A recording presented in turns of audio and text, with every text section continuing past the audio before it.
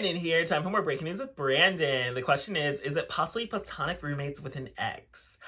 I definitely think it's possible. I think it's just messy, but I also kind of understand it because now, like, we're in such, like, horrible financial times, and I feel like queer people are definitely, like, front lines to, like, lose their jobs first, especially Black people, queer people, minorities, since DEI is over, and now it's basically, like, let's make sure all the minorities are poor already. So it does make sense, and I feel like a lot of people probably will be in this situation where it's, like, you're too scared to leave a relationship because you don't want to move out or you aren't able to move out on your own. And I kind of noticed this when I lived in New York City, which is completely unaffordable. It's like a lot of people in weird living situations with their exes because it's just easier to stay with your ex and like not move out and just cohabitate with each other. That if you want to hook up with other people, just go out and hook up with other people. You just can't host, but you can still travel.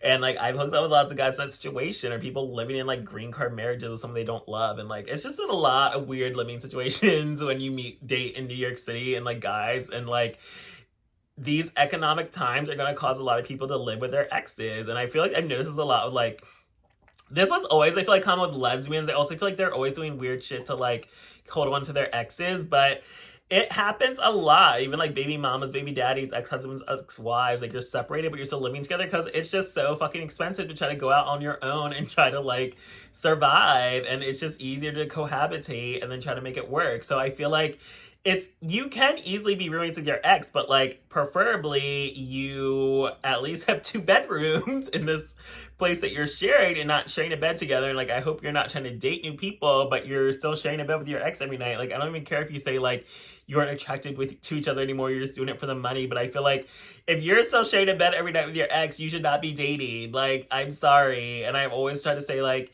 you can't put off dating because of whatever struggle you're going through. Like you still need to be open, but I also kind of feel like no one's gonna want to date you if you're still sharing above your ex. Like if you have your own bedroom and your own bathroom, preferably, even though like in certain cities it's gonna be really rare that you have your own bedroom and bathroom, but as long as you have your own bedroom, then maybe, yeah, it's fine. But like if your ex is like sleeping on the couch or sharing a bed with you, no, like that is messy, that is nasty, like that is not okay, and you should not be dating anyone else. And even if you are single and not planning to date anyone else, I still think that's messy because it's like you're still in the same space. Like if you at least have your own bedrooms, then sure, you can be roommates with your ex. It's not ideal, but it's still at least more comforting and actually shows you actually are separated, as opposed to like if you're sleeping in the same bed every night, like it's inevitable one of you comes home drunk and then you're horny and then you just hook up. Like I just feel like it's really hard to like trust you or believe that. And I don't even think it's being insecure. It's just kind of like, why are you sharing about your ex while also trying to date me? Like that is crazy. Like that is insane. Like you should not be dating anyone. Like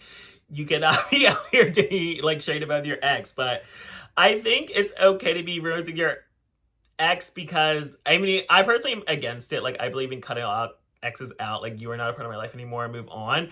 But in these current crazy financial times that we're in, I see this happening a lot, and I've already seen it happen a lot in New York City where people, like, it happens a lot in major cities where people can't afford to live on their own. Like, you're just gonna live with your ex, but it just really is messy. It's complicated, but I feel like as long as there's two separate bedrooms, sure. Like if this is the best situation for you right now, if this is what you can afford, if they're like trying to help you out, if you just can't afford to get your own spot or don't want to live with some random new people, then live with your ex if they're down for it too, because you both just need somebody else to help with the rent. But I do feel like realistically, it is gonna ruin potential other new relationships. So like hopefully it's just like until the lease is up or like a temporary situation, but to like try to be permanent roommates with your ex, I don't care how good of friends you are. Like that's also why I'm like not into that whole like I'm friends with all my exes or I'm like to be cool with my exes. Like that still just shows unhealthy attachment issues where like you aren't able to let go of the past and move on with your life. So that's also a reason why I wouldn't want to be attracted or date you.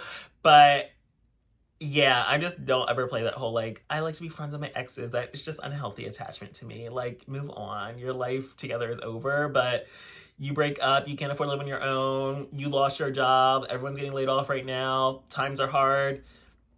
Sure, if that's the best roommate situation you can find right now, then go for it. But you better have your own room, or you just need to really stay out of the dating pool because it really feels like this relationship is not over if you're still sharing a bed, sharing a living space.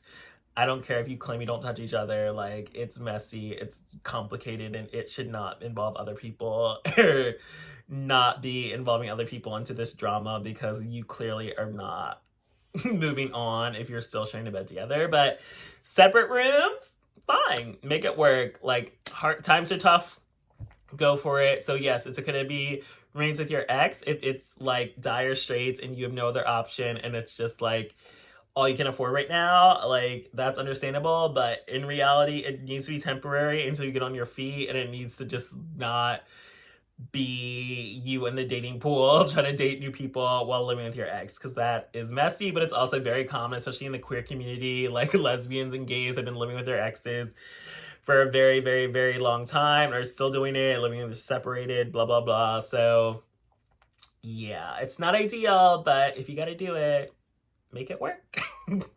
Thanks for joining me for this episode of SexxxPerTease.